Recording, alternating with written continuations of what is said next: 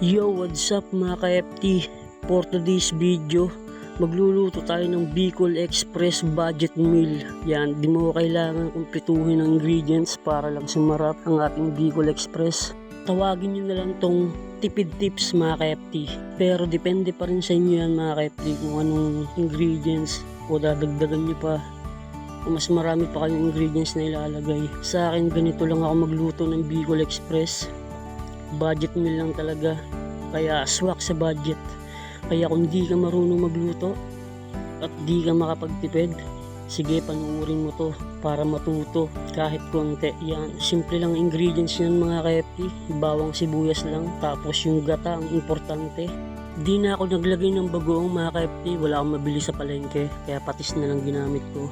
Tapos yung karne, dapat medyo may taba-taba, yung parang belly, yung style ng kanyang laman, saka yung taba, hati, kumbaga, hindi yung purong laman lang.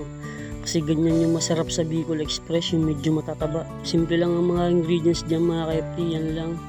Patis, saka yung sitaw mga ka-FT, saka 2 tibag na paminta ang aking nilagay, saka isang sakong pagmamahal, saka nor, pork cubes, pampasarap din yan, saka patis,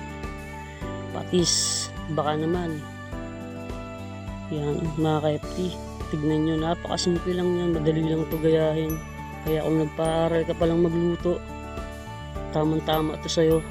Sundan mo lang ako, tsak makakapagluto ka na ng masarap para sa mga mahal mo sa buhay. Yan, ika nga mas masarap yung nilulutuan natin sila kaysa sila yung nagluluto para sa atin. Ako mga ka-FT, hilig ko talaga magluto mula nung bata pa ako. Kay mama ako natuto. Tuwing magluluto si mama, tumutungtong ako sa lamesa, pinapanood ko siya kung paano siya magluto. Kaya natuto ako, bata pa lang ako, marunong na. Kaya bata pa lang ako nung napaglulutuan ko na sila. Iiwanan na ako mag-isa sa bahay, darating sila, may naluto na ako. Basta ang sarap sa pakiramdam kapag natututo kang magluto. Kaya sa mga hindi pa marunong magluto dyan, mag-utay-utay ka na. Dahil darating yung araw na magkakaroon ka ng pamilya, ikaw naman na magluluto para sa mga taong mahal mo. Kaya ngayon pa lang, mag-practice ka na para sa'yo yung video na to. Balik tayo sa akin niluluto mga ka-FT.